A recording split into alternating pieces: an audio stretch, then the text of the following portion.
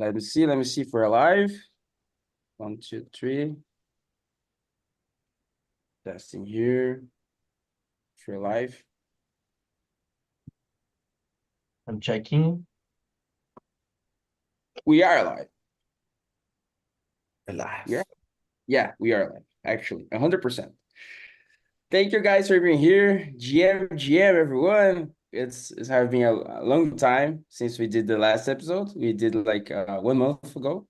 I don't see João is traveling all around Europe, and I don't see him. He was banned in LinkedIn, and he is out in the world. I don't see João. I'm missing João for a long time. And Tony, how are you doing, Tony? How you doing, my friend? Very I good. Yeah, talk missing to João Tony. too. Good to be here again. Yeah, I'm excited to talk with Farhaj and Babak. Let's go. Let's go. Let's go. Let's. How are you doing, João? I want to hear you first of all. Yeah, I'm well. Europe is definitely treating me well. Uh, Healthy. I hope so. So far, so good. Nice. But Switzerland was really, really nice.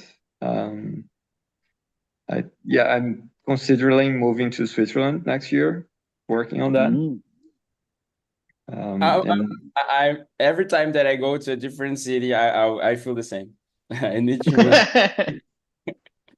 yeah, I don't. I usually feel the same before I go, and once I go, it's like Mm. not here. But now I think I found my spot. So it's yeah, I'm very happy to have felt that way. And Europe has been very good for business. It's making me feel like, oh man, I should have left Brazil so long ago, kind of feeling. To Uh, expand huh? to expand your view, something like that. Yeah, raise money. It has been like getting angel checks over coffee kind of thing, which has been super helpful. And those always come with intros and meet these people who think you're building school and like I don't have that kind of thing in Brazil. So Mhm. here, and I think very specifically for my case, I don't think expect this is true for everyone, but the kinds of things we're building and the kind of stablecoin infrastructure we require already are in the mindset of European crypto builders. So they understand very fast what we're doing, which is not the case elsewhere. So if I go to the US, people is like, what you're building, man? Like it makes no sense because the building blocks are still not ingrained on their mental model. So it's very hard to overcome the gap. And Europe is very fertile ground for me. So super happy to be here, to be honest. Nice, nice.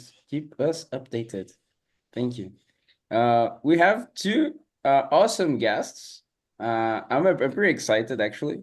I was telling them that I saw a video from young entrepreneurs in Brazil yesterday, Instagram Reels, and they were visiting Build Space. And these guys helped build space. So not only that, they're part of one of the craziest and most cutting edge niches, I would say, areas of innovations, the innovation space, which is network states.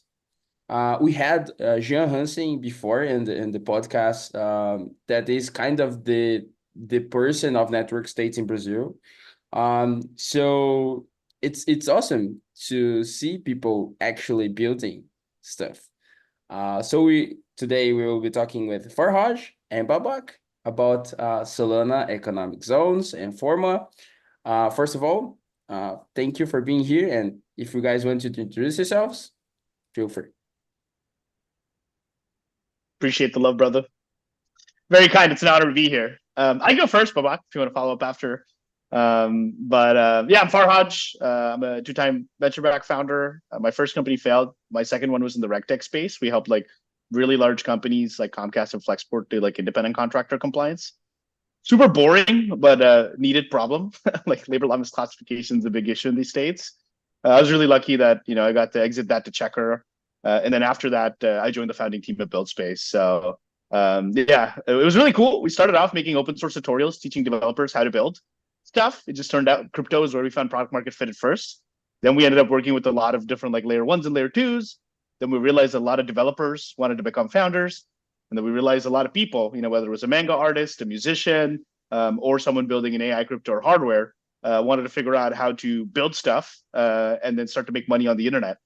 Some of them decided to pursue the startup path, and then some of them wanted to just be like indie businesses.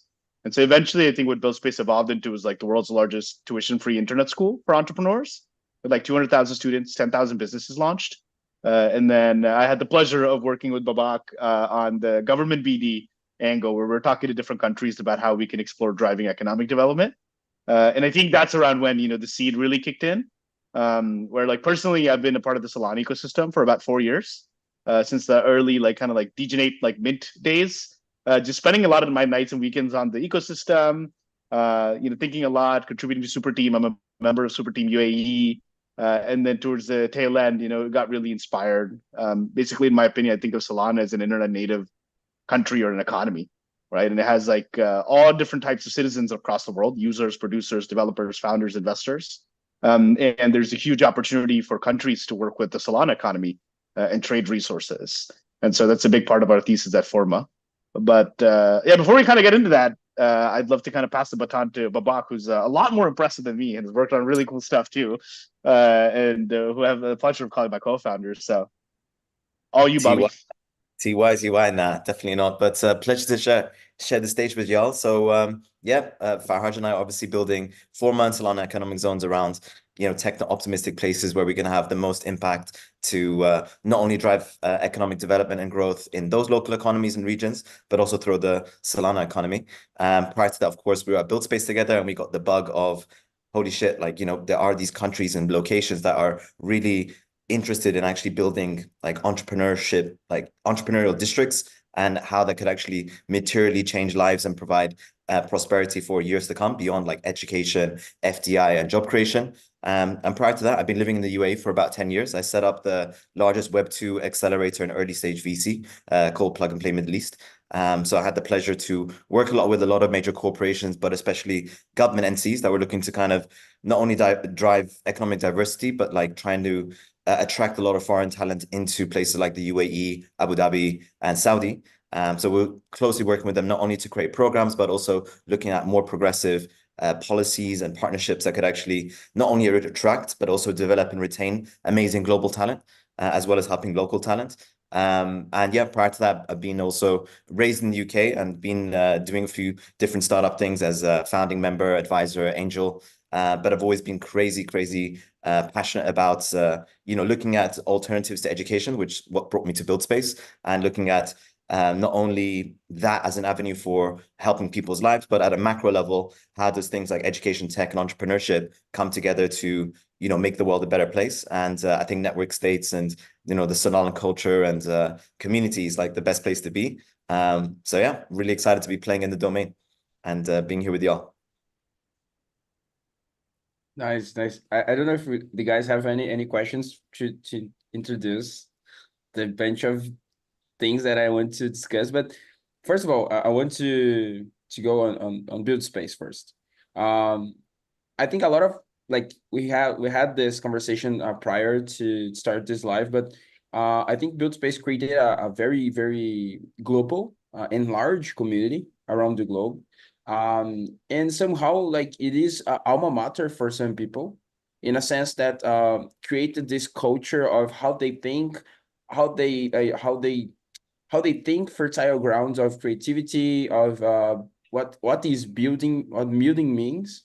And I just want to know like how backstage was, like how creating this culture was, because it's I know when something is it's by accident, and when something is not by accident, like people create this kind of cultures. It's an effort. It is not like something that you as you go. It's something that people really put the effort in.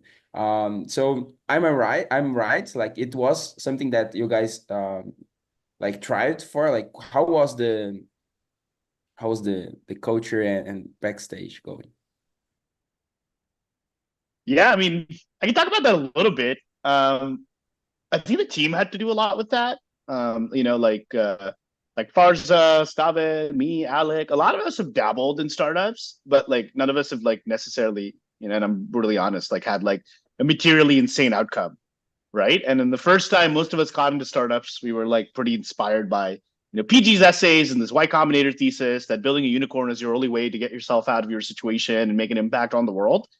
But by spending a lot of time working on companies, we realized that not everyone else needs to follow that thesis. Anyone who's passionate about anything that is able to figure out how to work on that thing and do that as their craft and then earn money in return to get minimum viable income is a really great life. Right. And so I think for us, that was it. Right. We were like, it's not about like getting as many people human like on planet Earth to like become, like YC, like the next like $1 billion startup.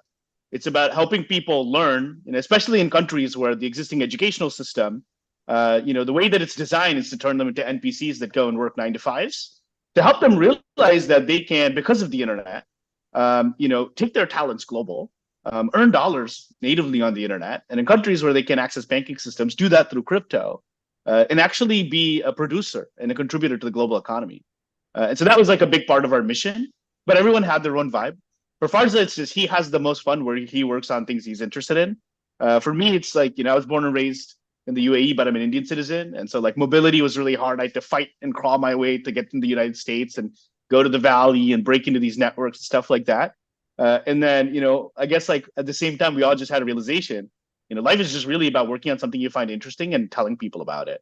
And, especially when you use platforms like X, there's N number of people that could potentially come across whatever it is you're creating.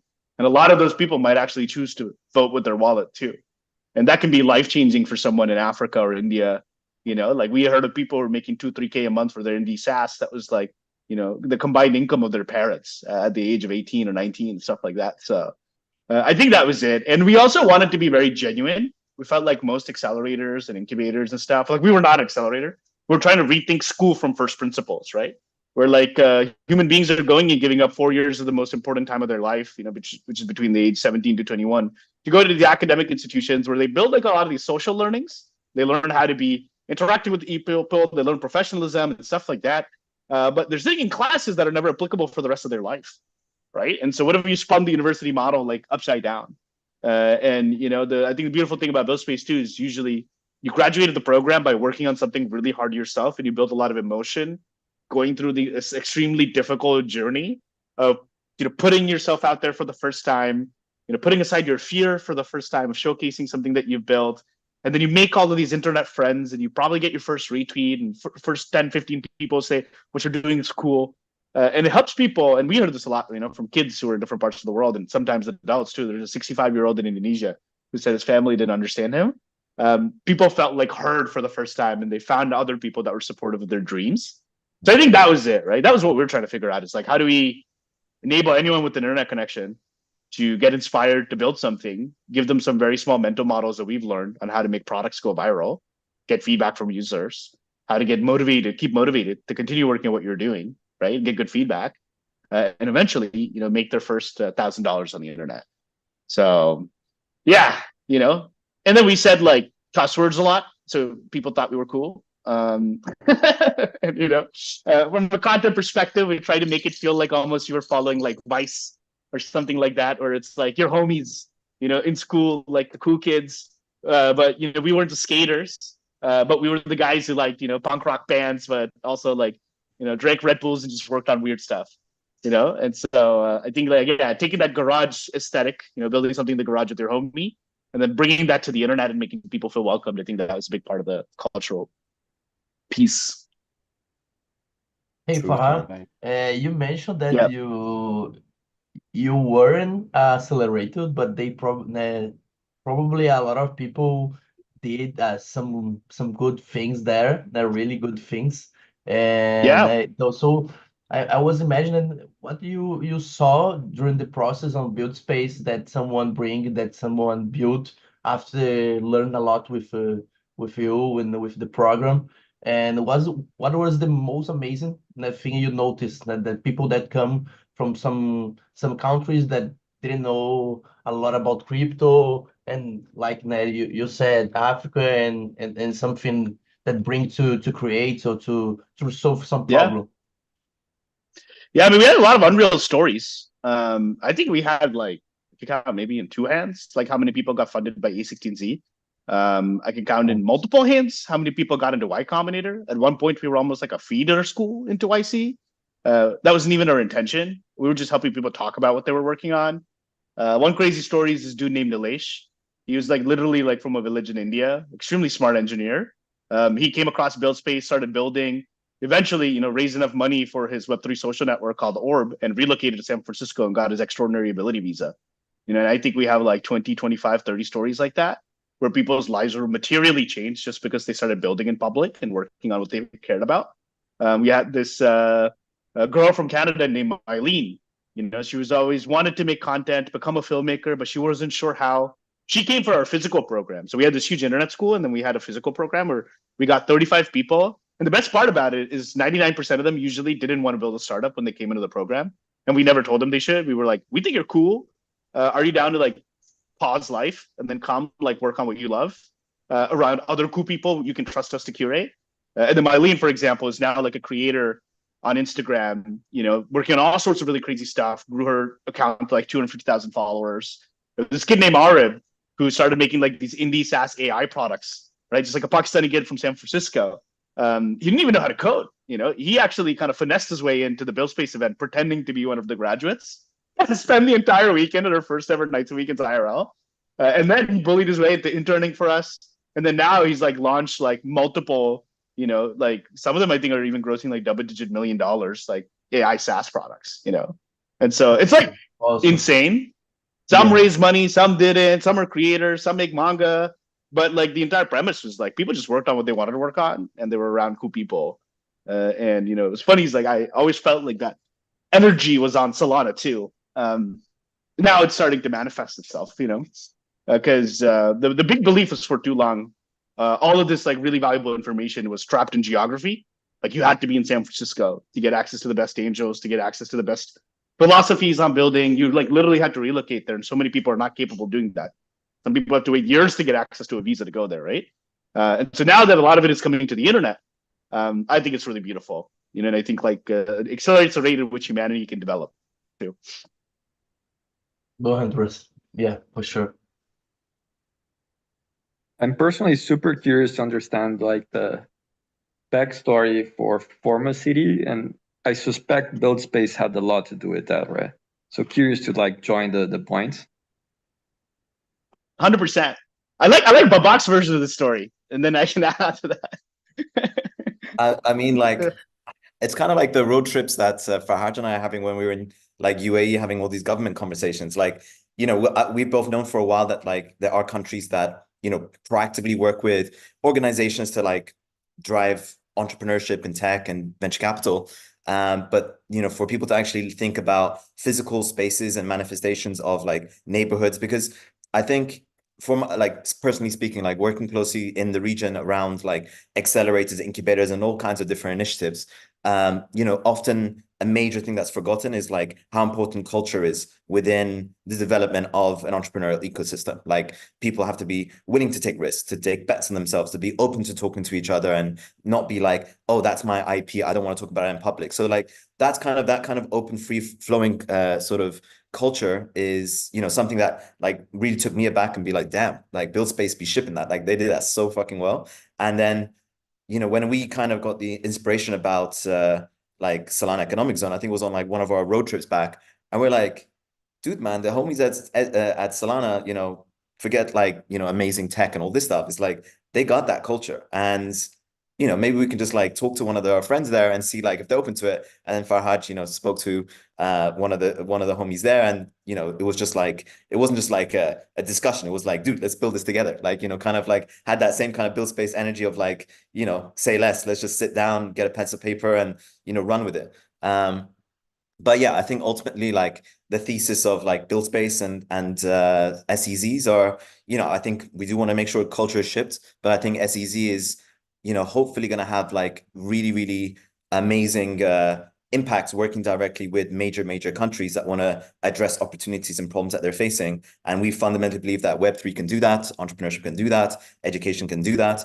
and there's win-wins on both sides. So it's almost like we're like what's it called, like crypto ambassadors and delegates running like these economic accelerator programs and trying to create new cooler initiatives. But yeah, that's basically how we bridge the gap. Yeah, and I think what's really interesting too is like at Build Space, like Babak and I are very like impact driven, and we'd be talking to like all sorts of countries. We would talk to like countries like UAE, Greece, Japan, that have like surplus of dollars but might have a deficit of talent, and these countries have like programs that all these traditional companies go to and get RFPs for, and they invest in and they accelerate and they do a MasterCard partnership or whatever, but they were looking for more people to come and actually help attract talent and upskill their local talent, and so they can drive startup growth in the economy. But then there's this other category of countries, right? Like Argentina, Kenya, Tanzania, a lot of countries in Southeast Asia that might have like a deficit of dollars, but they have surplus of exceptionally talented people, at the government level. And so we were like, dang, like we feel like it would be amazing if we could work with them. But at that point, we were actually exploring commercialized partnerships as Build Space with these countries as a form of revenue. Where we are like hired as an operator, we build this up, and then we give like very clear ROI on the economy in terms of investing in infrastructure. So I think that was one of the other things too, where I was like, it doesn't make a lot of sense for us to prioritize these secondary contracts at Build Space, but I would love to like work with both sides, right? Because like, and then I was like, damn, if you think about it, like Solana is basically a country on the internet. Its GDP is its market cap, which is at $70 billion or something today. Billions of dollars of like economic activity that's happening weekly on chain. There's 6 TVL unicorn, which is $1 billion of value that's locked up in a protocol, not even the valuation, right? And a lot of other unicorns that are popping up. This is San Francisco, but on the internet with financial rails that anyone can access with an internet connection. And for Solana, and not just the foundation, but the ecosystem overall, it is extremely beneficial to have these, trade relations with countries, where we can unlock go-to-market, where we can upskill new developers, bring them into the ecosystem, where we can maybe get access to dollars to run programs. There's a lot of these like cool opportunities. And so I think that was like the amalgamation. And I also just really wanted to Solana Pill Babak because I'm a member of, the Solana cult, you could call it, a fan group, and power user. And so, I don't know, I felt like a lot of the kind of things aligned. And, the worst thing that could have happened is we could have just done this experiment and fell forward on our face and failed and be like, well, this is a stupid idea. The best thing that could happen is it really works and it shows some sort of promise and we can actually scale it and fork it. Just like Super Team, which I'm sure, Victor, you'll probably talk about later. We could create a new model for public-private partnerships within crypto and kind of lead that, meta forward. So, yeah. Mm-hmm. So is it fair to say that Solana build spaces are a place that people come to build and have relationships with like the physical country they're in, but building for the digital native country of Solana kind of thing? I really like that analogy, by the way. Yeah, if you think about it, Solana is a meritocracy, right? Just like at Build Space, we thought that Twitter was a meritocracy, right? San Francisco wasn't just about who can give you a warm introduction. Because if you had something go viral on Twitter, then the VCs would all pay attention and DM you trying to get a conversation going. That's like the magic. You find your users, you find your capital, you find your next developer or key hire on the internet, right? And beautiful thing about Solana is financialize that too. And so, yeah, that's like our philosophy was like, if you have really strong local communities, right, that have cultural cohesion, that have their own, Akshay came up with this really cool philosophy, which is they call it like community GDP, where they're like active contributing members to the Solana economy. You can measure that in terms of contracts they win, funding they receive, bounties they earn, you become like a subset of the producer class within that country, who by virtue of merit, because then the ecosystem recognizes you as a powerful contributor. It's like Super Team Brazil is one of the crack super teams. The talent out there is just amazing. They get like a lot of viewers when they do talks. And generally there's a huge appetite for crypto adoption in this country, right? So not magically, it's not just the foundation, but the ecosystem will be like, damn, we should actually put more resources there. Maybe we should open like a tuition-free developer school. Maybe we should, invest in grants to host really strong local events. Maybe we should do X, Y, Z. Maybe we should go and do HQ2 for our startup there because that's where we can hire all of our talent from. And so there's a really cool opportunity to kind of bridge that gap. And I think that's what Solana economic zones are. Is they're not special economic zones. They're like embassies for the internet economic zone that is Solana. right? And by virtue of them kind of being together, talking about what they're doing on the internet, winning more merit, it gravitates. It has it's like a planet. The larger it grows in size, the more gravitational pull that it has to draw in the resources it needs to thrive. And so that's kind of like our philosophies. And we can create a lot more around the world. They become vocal, they become strong. Hopefully, they can actually start to influence regulation in a positive way. Just like what's happened in America is crypto has actually become like a bipartisan issue. It's not a single voter issue anymore because over a fifth of the population uses it. Similarly, we can see that in a lot of these countries, like our friend Alex is doing here in the UAE with Super Team UAE. He's getting involved in the early days with the regulators, sitting down, making crypto founders, developers, users' voices heard, while also just building an epic community that can run on the internet. So, yeah, I just want to add to that because it was a really good question, and I think when we ran our pop-up in Argentina for 1 month, I think we started noticing like a lot of really meaningful things happen on a micro and a macro level during like a 1 month period. Because, we had like nearly 250 people that were like, our residents there. And then we had like at least 500-600 local Argentinians that also joined us throughout the whole journey. And I think looking at things on the micro side, let's say, we had, I think, over like 80 projects on Solana represented that came down. And I think what was awesome to see for a lot of them is one of the clearest wins that happened for them is actually spending time in a local market with locals. And it's not something that you can do over a 2-day conference, like actually day in, day out, seeing someone, talking to someone, and then an idea ferments, and then it follows on, it follows on. Like there was a great chat we had with Isaac from Venta when we caught up with him in Breakpoint. And it moved so fast that we had just finished it up. We haven't actually like had a debrief and learned like how's everyone's experience. And it was so awesome to hear from him that like he had such a huge product pivot and realization of like how crypto in such a meaningful way affects countries like Argentina. And so he's really completely redeveloped his product. That's something that, him spending a focused amount of time with locals was massively valuable for him. Then a lot of people invested, a lot of people found talent that they brought on. So that's like a lot of micro stuff. And then on the local side, there was a lot of micro benefits. But then on the macro side, like Farhaj touched on, we also wanted it to be sort of like a think tank for not only ourselves, the locals, and all the different contributors that came in, to think like what are the kind of products, programs, and policies that we can slowly work towards that could unlock beyond just the pop-up and create like a legacy impact, which, we're really happy that there's like 2 that are kind of off the ground, and we have a couple more cooking up in Argentina. Happy to share more as well. But yeah, that's basically like what kind of was the purpose of it all, I guess.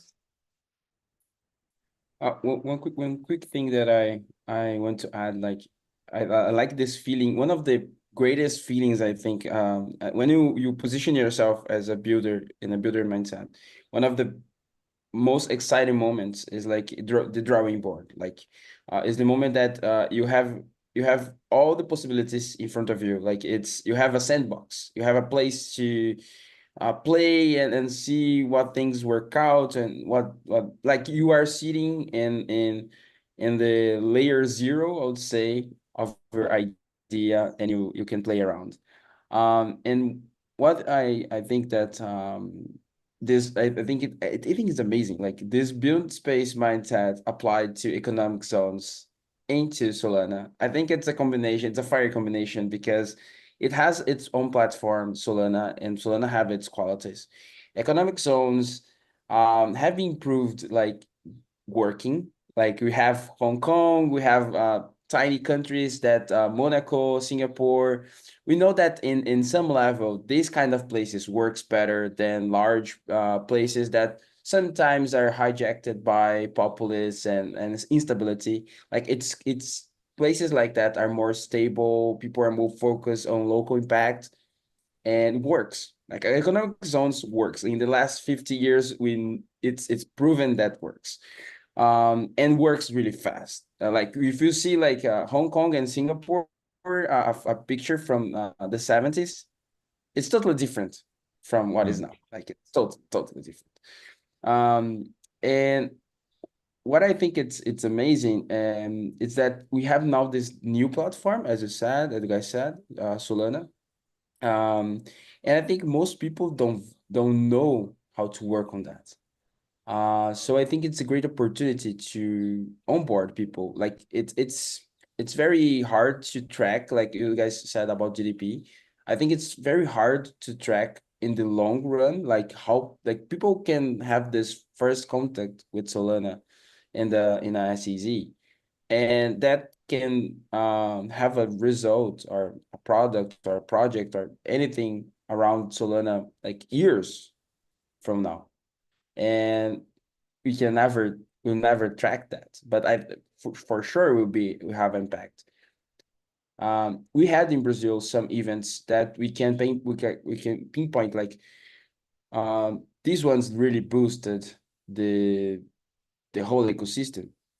João could agree with me. Like we had like Ethereum Rio 2022.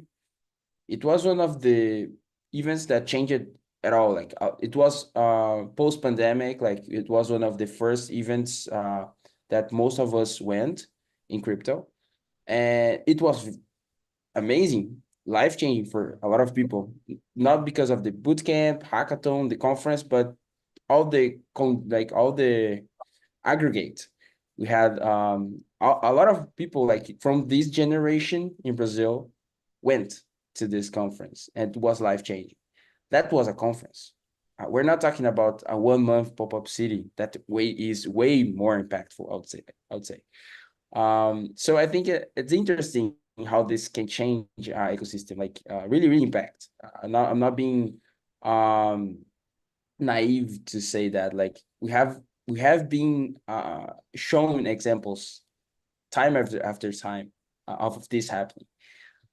So it's amazing. And one thing, when quick we think about Twitter, actually, we had João, me, and some folks had an interview from Cointelegraph about what's happening on Twitter in Brazil, what happened, the ban and stuff like that.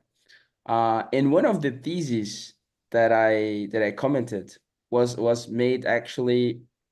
It was a perception that I had after a build space workshop that Farhaj did about the Twitter leverage, and how like Twitter tweet something and going viral is one of the most ROI that you can have, because it's basically free, and it is like it's basically free, and the return can be amazing.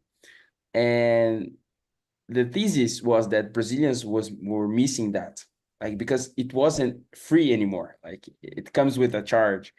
So that was one of the theses, and that's amazing because it changed the mindset. And I think that in some way the ban was interesting, and that is crazy, it's a crazy theory, crazy thesis, because in some way a lot of Brazilian builders noticed that, like they noticed that without Twitter they lose our arm, like they lose a lot of potential, a lot of leverage. So I think this kind of open the eyes of local population about these platforms, Twitter, Solana, and other platforms, how they can leverage stuff. I think this is very impactful. Yeah, truth. I definitely agree that, like, I really like what you're building. I think getting people together and creating those environments and facilitating those encounters, I think there's tremendous amount of value there. And super curious to understand, like, you built the Argentinian Solana economic special zone. From what I understood, that was a place for people to hang out and meet. If you could speak a bit more on details, like if there were workshops, and if it was similar to Build Space in dynamics as well. From what I understand from Build Space, I think it's worthwhile. It had a duration, and you would deliver a product by the end, right? So it's always like building, showing what we're building, get feedback, iterating, and by the end you had this product. Is a similar dynamic also happening in Solana special economic zones? Curious to get a sense on how the concrete implementation of this is being handled. Sure, I can. Yeah, sure. Go ahead. Do you want to go? Babak, take a stab. Sure. So physically, like, we created like a core campus, which was kind of 2 stories, which was pretty ideal. Like the first one, we wanted it to be kind of like a more of a quiet but open plan space where people can just like lock in and work away. And we heard a lot of feedback from different kind of things that was super important to people because people still have day jobs and they still need to be shipping. So we try to really create that in a real cool way. And then the second floor was kind of more like a playground and open space that we could do anything in. So, we could lay it out like auditorium style. We could create it like kind of like benches where teams work together. So we ran a few things there, which I'll tell you more about. So I think it's important to create the right physical spaces that's like dynamic, but also has stability for people that want to do things that are interactive, but also things that need to just require some lock-in. So I think that's number one. Number two, like our thesis on like programming is to kind of pursue a bit of more of like an unconference approach, rather than make things quite like, have a lot of stuff happening all the time.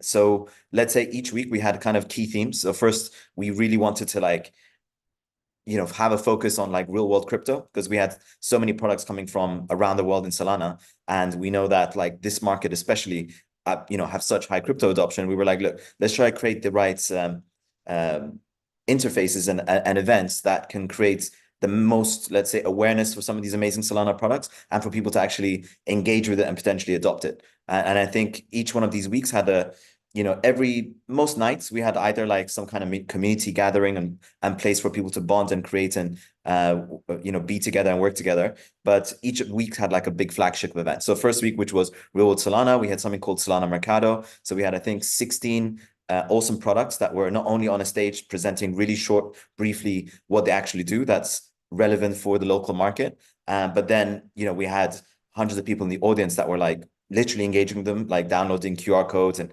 getting free airdrops and like downloading the Cast app and like actually engaging with it and then speaking with the founders. So that's like nothing better than actually like engaging with products, like kind of like a Mercado. And then, every week our approach was like, we huddled up like, kind of as it went. So like, I think it was like Mondays, we'd get together and be like, how should we restart everything? It's actually like Build Space was kind of like that. I think every season I like sat with you guys. We're like, okay, you guys are doing great. I was like, everyone should just stick to this. And they were like, no, let's reinvent the wheel. And I was like, man, you guys are crazy. So we were like, second week, we're like, look, we think the big ROI is like peer-to-peer or community engagements rather than like product presenting demos. You know what I mean? And especially because we're together for like a month, we're like, how can we actually create more meaningful bonds between people, because then hopefully more amazing things will happen. So we had Creator and Community Week, which was week 2. And we had spent so long in Argentina. Like I spent nearly a month on a scouting trip, and we'd been there for 2 weeks, and we got to know like all these amazing people that were like driving, the music scene, the art scene, education and content scene, nonprofit scene. So not only we wanted those locals to engage with one another, it was one of the biggest unlocks we saw was there were so many people that were building in Solana in Argentina, but just hadn't met, like, just completely were like lost in the nebula. And maybe like, you guys at Super Team kind of felt that once you guys all pulled together, it was like, oh my God, we have all this shared lore and like community and culture together. So not only that, but then obviously like we had all the sort of international homies come together. So that whole sort of gathering that we had and community mixer that we did was to try to make sure that each one of those champions had a voice to say what are they championing, what is their call to action, and then people could literally just gravitate toward them and be like, oh dude, I want to work on something like that. Or there's like a synergy between this education thing that I'm doing that's helping like people in vulnerable parts of Latin America or women in that are having access issues to financial rails. Oh, we could do something like that amazing that combines art into that, for example. So that was kind of like the second focus. And then week 3 was more for the founders. So, we had the pleasure of working with Victor and the Super Team to kind of try to have a focus week for the founders to get them prepped up for like Copa America and Radar. So that was a little bit more of it was like a hackathon, but I would say we was more like direct mentorship. Like, so we wanted to, we ran sessions on like how to build in public. We'd actually look at their products. We really tried to push people away from like long decks. I think it was like, we said 3 slides and like a short video.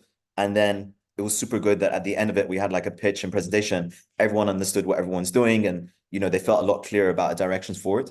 And then the last week was for builders. Like one of the things that we wanted to really start thinking about was legacy. And we realized that like, there weren't that many Solana builders, devs at all, and only a handful of projects that were building there. So in order to meaningfully create opportunities that could split off in many ways is going to be around education for devs. And so we were lucky we had like Maciej from Turbine that was just like a complete G over there talking about like what they do, and like Farhad shared even more about like Ryzen and all these different other initiatives, and we just got all the coolest like crack devs in Buenos Aires to come down, and it was just awesome to kind of get their awareness about like what they could do to upskill and what they could do if they joined these programs, because you can not only become your own founder, but you could like have a really good job as a dev and as like a teacher of devs as well. So yeah, that was kind of like the focus program. We just wanted to do live programming led by the community, and us keeping our ears to the ground of like, how can we maximize impact for the people that we're serving? Yeah, I think what Babak mentioned about like local integration is probably key, because like people who came internationally actually paid for tickets, but like we made tickets free for everyone from LATAM. We did check their application thoroughly to make sure that they were like values aligned at least, or knew something about Solana. It wasn't just like a rando coming to the space. But we made it free, and I think that really like opened up the doors, because like $100, $200 is like goes a very long way in Argentina, right? And just because people don't have access to dollars doesn't mean that they don't have to have access to opportunity. And so I think that was pretty awesome. And on the other side, because I personally was like very interested in this, and Babak was too, like we love to like not be like tourists. Like we want to be like guests, we want to be like neighbors when we come to a country. And so we created a lot of these like culturally immersive experiences, whether it was doing like city tours and going to check out the churches and learning about Argentina's history, or hosting wine nights, or we had a dude come from like Patagonia show us bottles. And we even like went into this like place, where where Babak's friend, like I think his girlfriend's mom owns like a flamenco place, and we had like a local band come and play, and we all ate food and sang together, and it was just like really a blast. I think that is also something that really makes it a little bit special, right? Because like you don't come with like a kind of like a view on how to build for Argentina. Is like kind of hang out with Argentinians hang out with you, and like collectively you have this like shared cultural experience that then inspires you on how to like build cool stuff and explore opportunities and stuff like that. And so it seemed like they really appreciated it too, because we were just like, by the end of it, I was like, damn, I kind of want to be Argentinian. Yeah. Yeah, yeah. Yeah, well, and one thing that I think is really precious is to have this combination of stuff, like having the integration. Like we had a lot of people that were Argentinian, were building on Solana, but for somehow didn't knew each other. Like and that integration can be very like lasting after SEZ, the pop-up city goes out of Argentina. Like this connection stays. That's one. The other thing that I'm pre-advocating for, Tony is helping us with the thing in pop-up city here in Brazil. The thing is bringing the global community into the local community. So bringing the it's hard actually, because like most of the people cross the world to go to Buenos Aires, or even it's not a easy travel. It is costly in time, in energy, in money. So it is difficult to bring together like IRL global community. So and you guys did it. So that is amazing. Like it is amazing to see that happening. And it is changing. Like it is life changing for participants. Like because you are immersing in a new culture, in a visitor perspective, and it is totally different. It can change you forever. That's one. The second stuff is that when you get global visitor, you get like the worldwide view of how your country is perceived, or how your culture is perceived. Mm. How you can have a measure of how you are far behind in some skills, or you are at the same level in some skills, what you're doing right. You can have this kind of North Star, more I think aligned what the rest of the world is thinking about. So I think it's great because RL create these moments that are not tracked digitally. So I think Mm. it's into like a coffee break or a flamenco night or something like that. We can't replicate this on a digital hub. And we will wait for Farhaj and Babak here in Florianópolis, right? Oh, Yeah. Flori. Bullish on Yeah. Flori. Let's have some Floripa! fun. We're selling this idea way behind. Learn surf, get some beach. Yeah. Oh, That Cachaça, cachaça, is that how you say it? Yeah. The caipirinha. Cachaça, yeah, caipirinha. Caipirinha. Yeah. Some picanha, some caipirinha, Caip That's it. some baile funk. Count have me in, bro. That another- sounds like a great time. I have another But- question. Yeah, When go you ahead. mentioned about UA, I would like to understand what are specific criteria that give you more freedom to do business. For example, for venture capital, especially what makes people invest, bet more on companies, because I would like to say that the market here in Brazil is in infancy, maybe compared to many markets. I work at Kilonova Ventures, which is like a venture studio, and it's very difficult to find projects that fit with our thesis that we can contribute to and to maintain with our business model. So what is missing for us to develop this ecosystem in your eyes? Sure. Yeah. I mean, I think first, like at the ease of doing business level, I can give very concrete examples. From our conversations with locals in Argentina, what we learned it's a pretty hostile environment for early stage businesses, specifically startups. Takes about 7 to 8 months to get an entity, sometimes longer to get a bank account. Now you can't hold foreign currency, so your money that's sitting in your bank account after you get funded is exposed to inflation. So you could raise like $4 million and your purchasing power turns into two.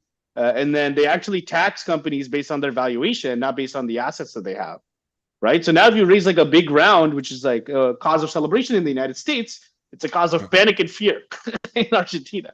And so what I found is there are a lot of exceptional founders, right, in Argentina who have built amazing, massive internet native businesses, but they're like setting up their companies in jurisdictions like Panama, BVI, a lot of them in Uruguay, in the free zones, where it's a little bit more straightforward and there's a predictability. In not only security of the country, but in security of like the legal framework and regulatory framework, they feel like it's not going to be hostile. The UAE specific example is kind of crazy over here. They have a lot of these special economic zones, which is a physical piece of land where they change laws a little bit to make it easier to incentivize certain businesses to set up. The most prominent example was Dubai International Financial Center, which is the IFC. So basically at that time, they did have other free zones. It was the ports where they kind of started.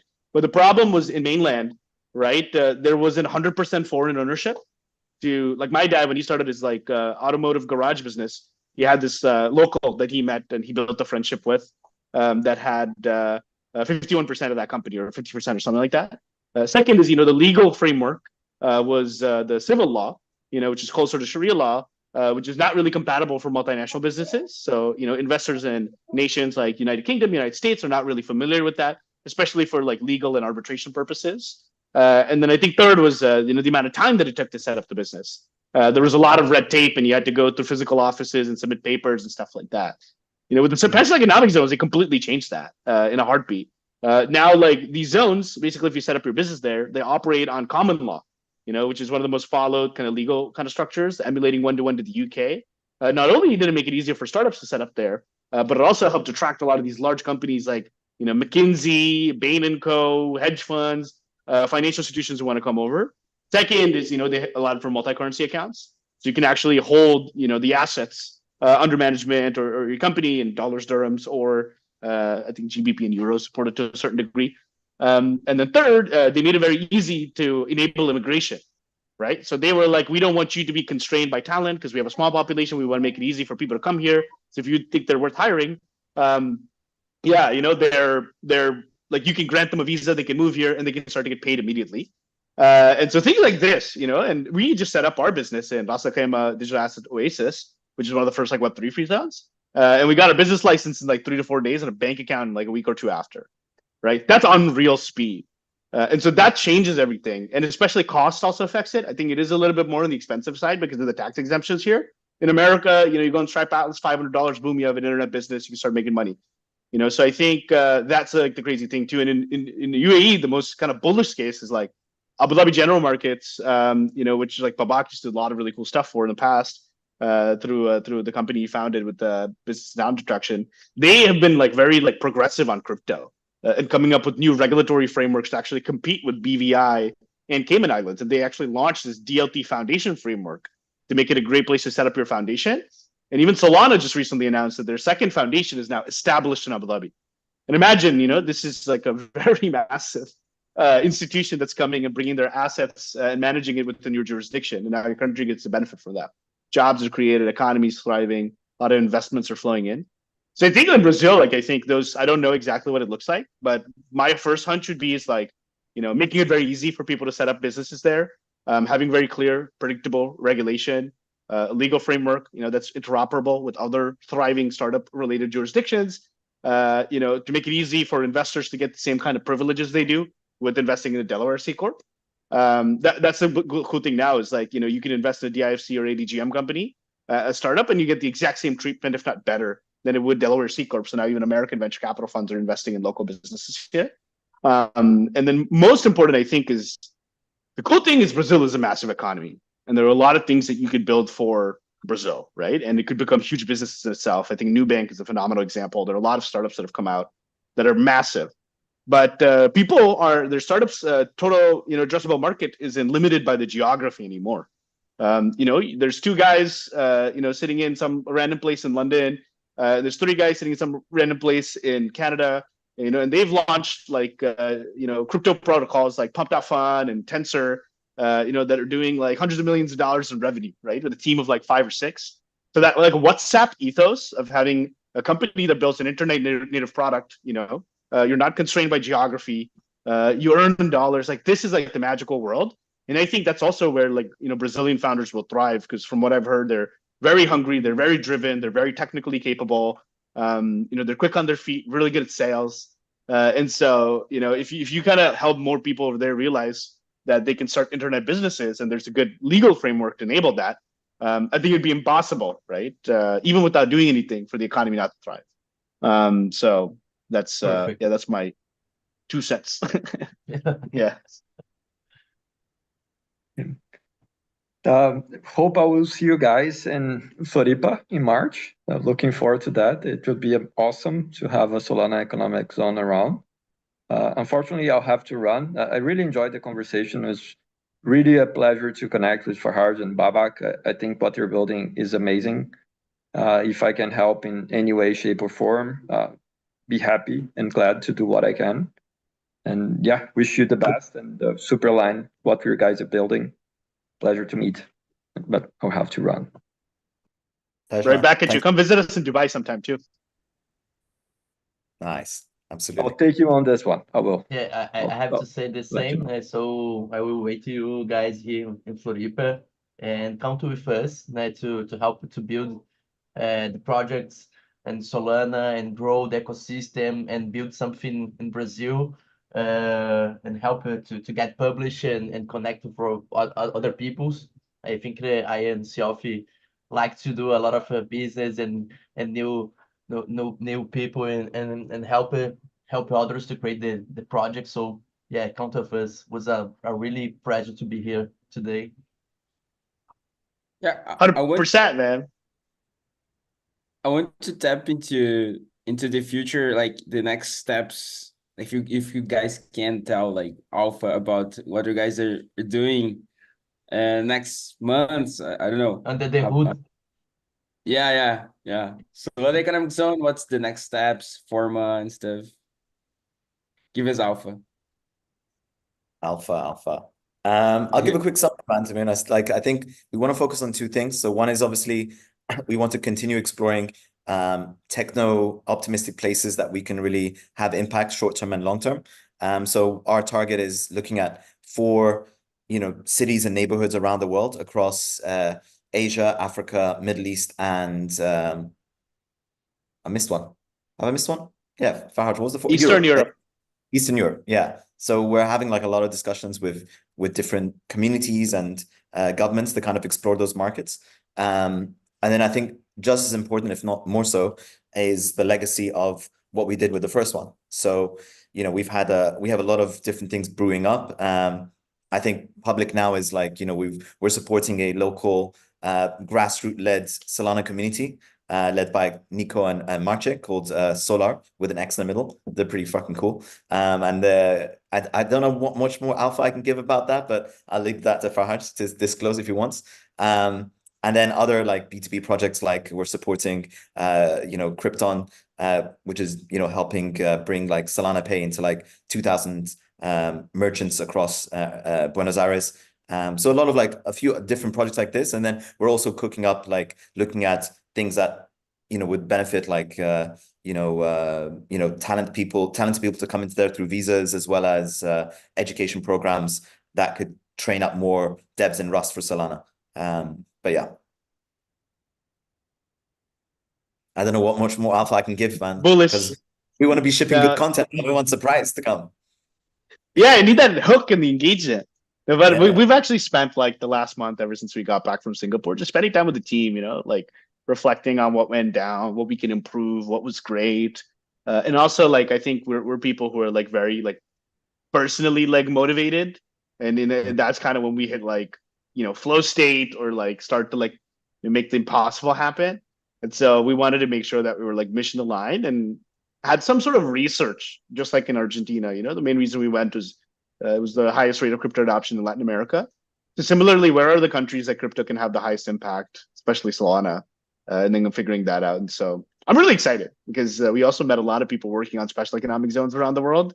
And like from when we were at the Network State conference, it's kind of fast tracked our like research work. And so within the next month or two, we should have a lot more information, and time in advance so people can plan which SEZ they want to come to next year. Nice. I'll be there. I'll be there for sure. Like it's one thing that Let's you go. can't miss. You can't miss. Thank you guys for being here. Thank you for Harsh. Thank you, Bobby. Thank you, Tony. And João. Not here but anymore. And João. Yeah. And João, yeah. Thank you guys for being here. It was amazing. I'm glad that you guys accepted the invite. I'm looking forward to be part of the journey with you guys. I think it will change and impact a lot of people's lives. And yeah, I think the future is bright for Network State and for Solana and the ecosystem that we are building. Thank you, guys. Thank you for having us, man. And we couldn't be more excited that you've got the pop-up city bug, and there's some plans in the ether about making magic happen in Floripa. So like I said, anything we can do to help, we're always here to support. I think it's one of the most important movements, and we're really excited that you guys are exploring that too. Thank you for that. Definitely, we had the bug on us. Thank you. Inception. It's Inception. Yeah. Carnival DAO, man. I'm gonna ship Carnival DAO. Obrigado. Let's go. Thank you, guys. Thank you. All right, guys. Ciao. And ciao. Ciao. Have an amazing